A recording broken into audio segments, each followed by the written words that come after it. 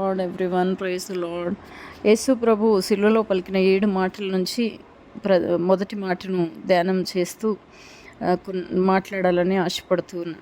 యేసు ప్రభు శిలువలో ఆయన యొక్క అనుభవము, మనిషి యొక్క ప్రతి అనుభవాన్ని ఆయన శిలువలో పొందుకున్నట్టుగా మనం చూస్తూ ఉన్నాం. అనేక కోణాలు ఆయన శిలువలో దాగి ఉన్నాయండి. మన జీవితంలో ప్రతి విషయం గురించి, ప్రతి పరిస్థితి గురించి ఆ శిలువ యాగాన్ని మనం ధ్యానం చేస్తే మనకు అర్థమవుతుంది. మొదటి మాటగా, తండ్రి వీరేమి చేయుచున్నారో వీరెరుగురు, వీరిని క్షమించమని ప్రభు మొదటి మాటగా శిలువ మించి మాట్లాడిన ఈ మాట లూకాసు వార్త 23వ అధ్యాయం 34వ వచనంలో రాయబడి ఉంది.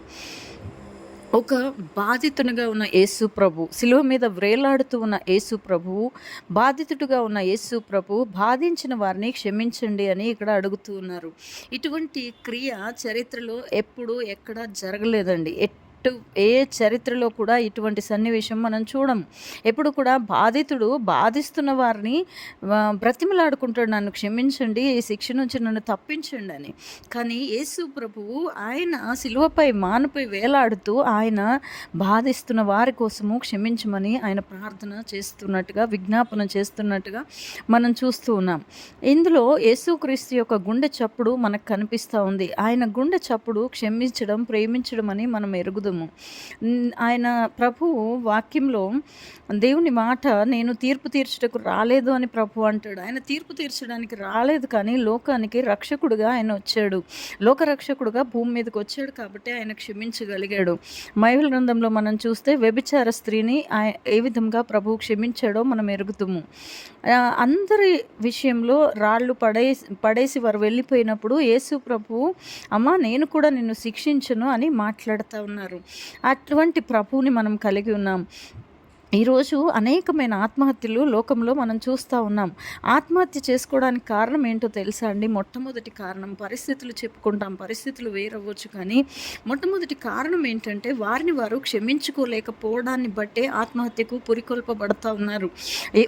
వారికి క్షమాపణ పొందుకోలేకపోవడం. కానీ అండి, యేసు ప్రభు దగ్గర కనుక వారు వస్తే దేవుడు ఖచ్చితంగా వారిని క్షమిస్తాడు అనే ఈ సువార్త మనం వారికి చేర్చేవారిగా ఉండాలి.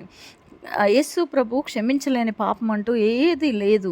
క్రైస్తవులుగా మరి మనము క్షమించగలుగుతున్నామా లేదా అనేది మనము ఒక్కసారి మన మనస్సాక్షిని పరీక్షించుకుందాం.